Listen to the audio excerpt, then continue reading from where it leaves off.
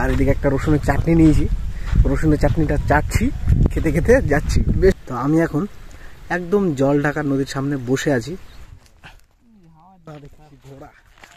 তোমাদের water park আর যাই বলো না কেন, এখানে কোনো কিছুই চলছে না। বড় কিন্তু, আর এটা হচ্ছে টিনের, পুরোটা টিনের। Hello viewers, welcome back to my YouTube channel. আমি লিটন আর আপনারা দেখছেন ট্রাভেলিং লিটন। তো আমি এখন এই মুহূর্তে আছি কোচবিহারে। তো কোচবিহারে থাকার জন্য এই পাশ দিয়ে যে নদীটা বয়ে যাচ্ছে, এটা হচ্ছে জল ঢাকা নদী। তো এখানে আজ স্নান করব, অনেকটা জল রয়েছে। আর সকাল থেকে কি কি করলাম এই নদীর পাশ দিয়ে সেটাও দেখাবো, তার সাথে স্নান করার উপভোগটা দেখাবো। তো সামনে মাছ ধরছে কিছু লোকজন, তো সেটাও দেখাচ্ছে আপনাদের সাথে, কি কি মাছ ধরছে আর কি কি মাছ পাওয়া যায়। হ্যাঁ, এটা ইন্টারেস্টিং একটা ব্যাপার। তো চলুন দেখাচ্ছি আপনাদের সাথে, দেখতে থাকুন। আমাদের উদ্দেশ্যে পৌঁছে গেছি, পৌঁছে গিয়ে আবার নতুন করে একটা উদ্দেশ্য বানিয়ে সেই রাস্তায় চলছি। আমরা এখন যাব আমাদের নতুন গন্তব্যস্থলে কোচবিহারের বাগবাড়ি। যাচ্ছি কোথায় থেকে? আমরা যাচ্ছি শিলিগুড়ি থেকে। শিলিগুড়ি কোথায়? শিলিগুড়ি ভালোবাসা আমার থেকে বাগবাড়ি। মালদা থেকে শিলিগুড়ি বাইক রাইডিং করার পর আমরা কিন্তু বেরিয়ে গিয়েছিলাম সরাসরি একদম কোচবিহারের দিকে। মানে যেদিনই পৌঁছেছিলাম সেদিনই বেরিয়েছিলাম আর কি এখান থেকে। তো এইখানে ছিল জামাইবাবুর বাড়ির একদম গ্রামের বাড়ি, তো সেইখানে যাচ্ছি আমরা।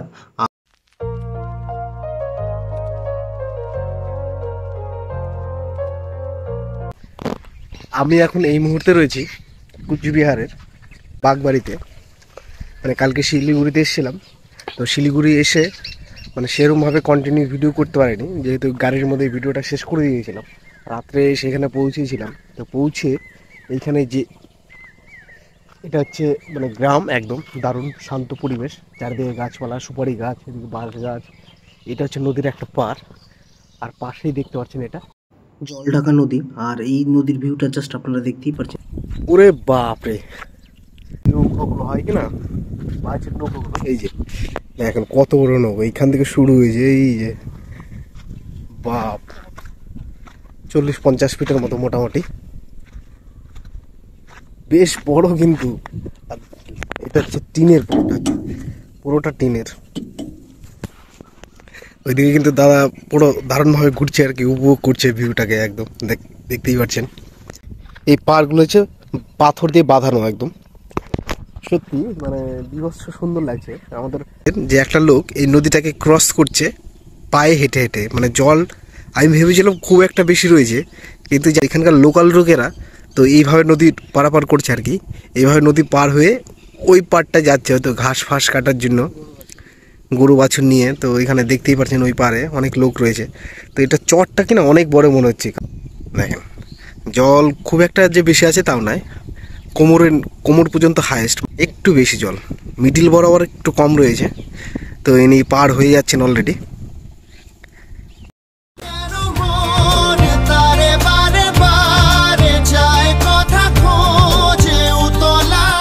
এটা একদম এই দিক দিয়ে চলে গেছে বাংলাদেশ। তো লিটারেলি আমরা পার ধরে ধরে এত দূর হাঁটতে হাঁটতে আসলাম, কিন্তু এইখান থেকে পাড়ের ভিউটা বিরস্ব সুন্দর লাগছে আর কি, সত্যি কথা বলতে। সামনে দেখাচ্ছি, আপনারা দেখেন। আর এদিকে একটা রসুনের চাটনি নিয়েছি, রসুনের চাটনিটা চাটছি, খেতে খেতে যাচ্ছি। বেশ মানে এরকম একটা মনোরম পরিবেশ, একটা হাওয়া, মৃদু মৃদু হাওয়া বইছে, গায়ে ঠান্ডা ঠান্ডা মানে হাওয়াটা আসছে, লাগছে, হাঁটছি, হালকা একটু রোদ্র রয়েছে, বেশ সুন্দর লাগছে আর কি এরকম একটা পরিবেশে।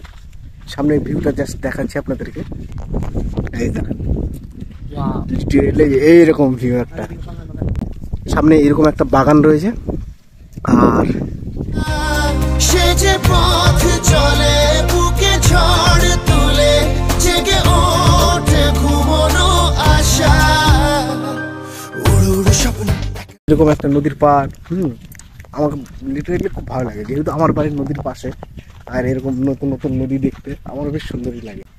তো সামনের দিকটা যাব এখন, সামনের দিকটা গিয়ে মানে কেমন ভিউ দেখাচ্ছে লিটারেলি সেটা দেখাচ্ছি আপনাদেরকে। এই নৌকাটা ঠিক অন্য রকমের আছে, আর এটা দিয়ে হয়তো কিছু সম্ভবত মাছ ফাছ ধরে, হয়তো ধর্মের মতো আর কি।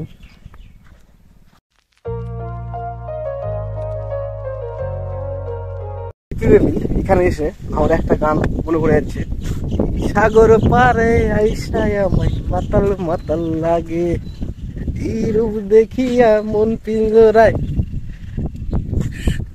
লিরিক্সটা ভুলে গেলাম, যাই হোক জাস্ট এইখান থেকে লিটারেলি ভিউটা বেশ সুন্দর, মানে এখানে যেমন হাওয়াটা যাস না ফ্রেশ করে দিচ্ছে, হাওয়াটা একদম মনোমুগ্ধ করে দিচ্ছে, দারুণ দারুণ। আর এইদিকেও দেখেন চর, ওইদিকেও চর, নদী মানে মাঝখান থেকে কাটতে কাটতে এদিকে আসছে একবার, ওদিকে যাচ্ছে। নদীর লেভেলটা হচ্ছে এরকম। এদিকে নদীটা আমি শুনেছি যে কুচবিহার নদীটা জল কম হবে, কিন্তু ধার প্রচুর কাটবে, স্রোত কিন্তু রয়েছে, জল কোথাও কম কোথাও বেশি। এখান থেকে চড়া চড়া বোঝা যাচ্ছে হালকা হালকা হালকা, কোথাও ডিপ রয়েছে আর কোথাও ডিপ, মানে দেখালাম তো আপনাদেরকে। বল খুঁজি তোকে আর কিসে, তুই জলে বাতাসে মিশে, জানে মন। নদী বরাবর চলে আসলাম, এই নদীর পার বরাবর। এইখানে দেখতে পাচ্ছি বেগুন চাষ করছে এরকম ভাবে, আর সামনে কিন্তু চা গাছ রয়েছে। এটা কিন্তু আমার বেশ ইন্টারেস্টিং লাগে, মানে নদীর পাড়ে এইরকম হয়তো বর্ষার সময় জল উঠে যায়, আর এখানে কিন্তু চা গাছে লাগিয়েছে। আমি এইরকম দেখিনি, এইভাবে চা রোপণ করা হয়।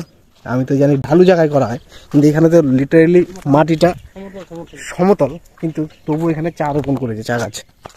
এটা কিন্তু আমার কাছে ইন্টারেস্টিং লাগলো। এই যে দেখেন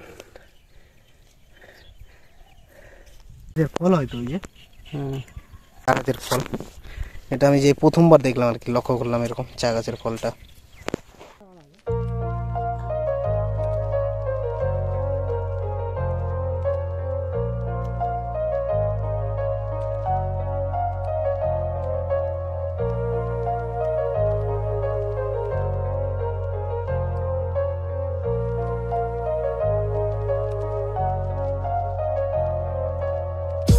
নদীর ধারে বাড়ি তোমার, আমি গাঙের মাঝি, প্রেম করিব তোমার সাথে, হইয়া যাও না রাজি। নদীর পাড় দিয়ে যাচ্ছি আর সবাইকে দেখছি এইভাবে মাছ ধরছে আর কি, বেশ ভালো লাগছে আর কি। আর সামনে হচ্ছে এরকম নদীর পাড় ধরে। তো আমি এখন একদম জল ঢাকা নদীর সামনে বসে আছি, আর বসে বসে জাস্ট এরকম একটা দৃশ্য দেখতে পাচ্ছি।